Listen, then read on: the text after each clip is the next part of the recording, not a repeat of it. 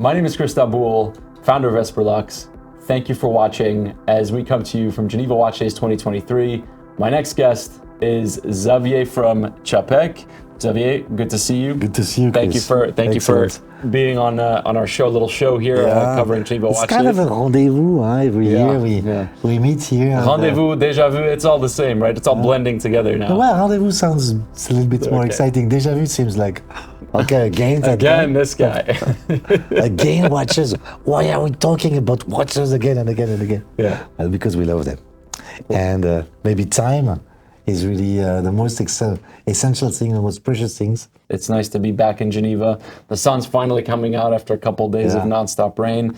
And you brought your bathing suit? Yes, I did, actually. I didn't forget it. We've got an awesome watch to talk about today. Please tell us a story about the Complicité. The story is already told a bit with the name, because Complicité comes from a friendship. And this friendship, it's a story of kids playing in the same class for 6 years. So it's a small class in a small school in Neuchâtel.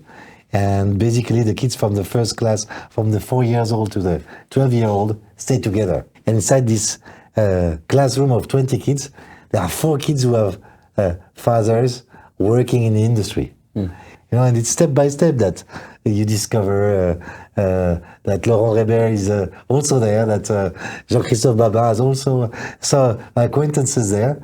And one day I meet Bernard Lederer, and we start talking about watchmaking. And he said, look at you, and you do things differently. I mean, I'm a watchmaker, I know watches. The rest of the things, I don't really know them, and you seem to be playing with them. Can we discuss about that? Could you? And so he asked me a bit for advice surrounding the idea of communication when we speak about regulators.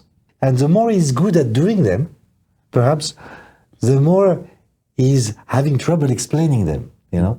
And that's when we restarted working on how the watch then should be so that it's easier to understand. And the main idea was based on the triangle of Wenkel and the fork that moves back and forth with the movement of the triangle and liberates the energy for the central impulse chronometer. So one is turning in one way and the other is turning another way. And so I told him, you have to have a hand that shows it's turning, counterclockwise.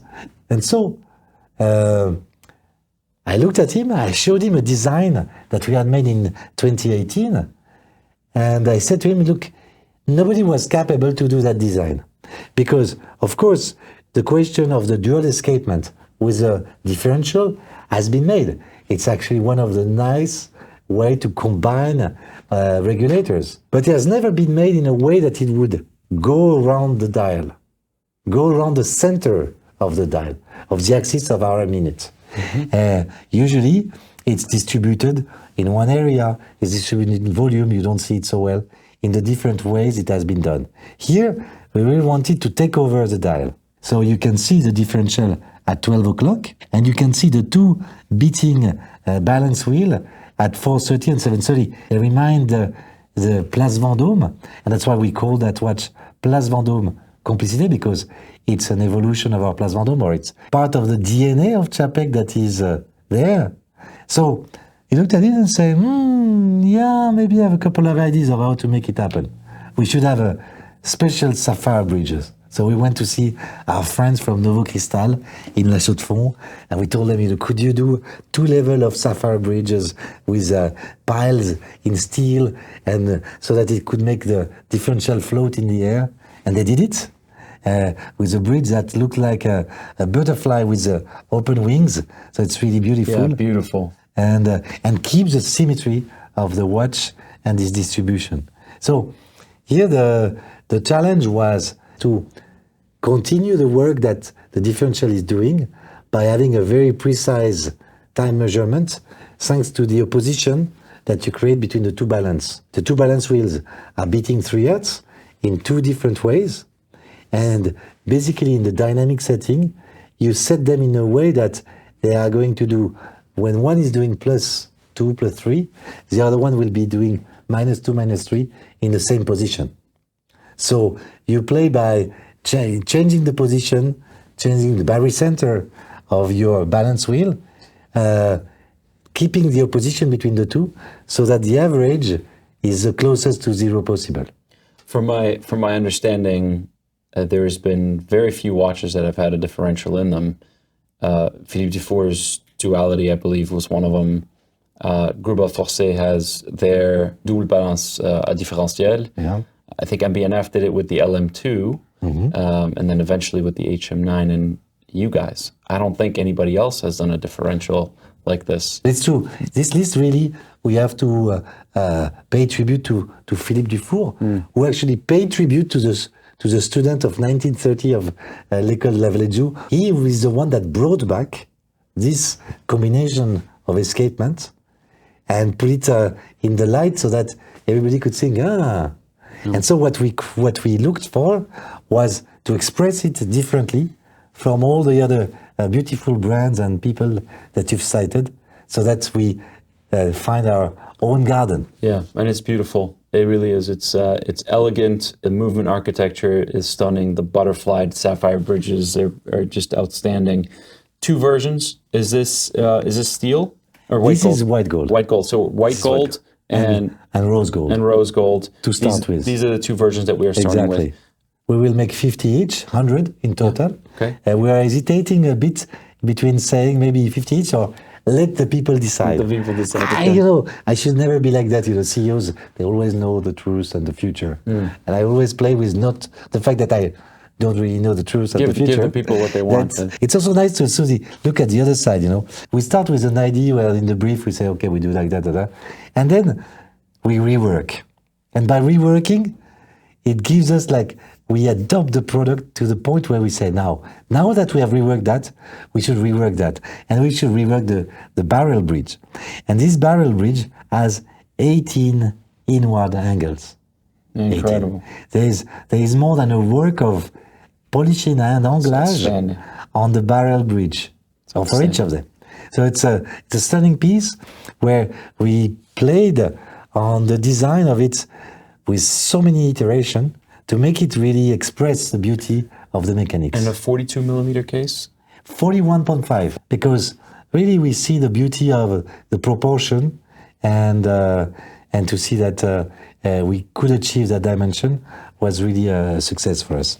When you put it on the wrist, of course the glass is domed and so is quite high, but the perception is below 10 millimeter. It's a 9 millimeter. Yeah, please. You're in blue, so I'm in gray, so I took the gray. That's perfect. To match my outfit. A little contrast isn't too bad. And I let the blue to you to match your outfit, my dear. Yeah, it's actually a really great size. Because, I think if you go any smaller, even if you can go smaller, with something like this, the proportions don't make sense. It gets a little too thick, And you see, when you have it on the wrist, you don't see the glass anymore. No. So you don't feel like... I'm guessing it's anti-reflective double-sided. Yeah, of course. Again, Novo Cristal, which is a great partner of it's outstanding. Of La Chaux-de-Fonds. Is this a new case as well? It's not a new collection in the sense it's going to be inside the collection Place Vendôme. Okay. And so it takes some of the design elements that you could see in the Place Vendôme before and in the Quai des Bergues, but it's an evolution. So it has taken part of what has made the success of the Antarctique with a more edgy watch and in design. And this is just the first prototypes. You can feel that it's the same family, and at the same time, each of the child have its own personality and its own style. And in true CZAPEK fashion, the Complicité is a representation of what the brand's all about, and collaborating with incredible watchmakers today to do what you're doing. Bernard Lederer, I think you've collaborated, I believe, with Jean-François Maujon in the past as well. Yeah. So, and I mean, these are unbelievable watchmakers of their generation. We love collaboration, and the story of watchmaking is made of collaboration. Absolutely. That's changed now, but I think a lot more vertical integration. But yeah, we'll see over time. Yeah. Because you can't match a craftsman dedicated to its art or a craftswoman. Yeah. When you see Michel working on the iron engravings, don't pretend you're going to match that. Yeah. Yeah. Let these people be independent. They are the best, they are the crème de la crème. And they are like that because they're independent, because they don't rely on anyone. They need that.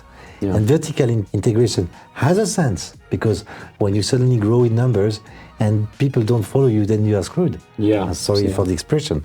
But you have to choose well what you want to actually learn to do in-house, and what you want to give as a work to other people around.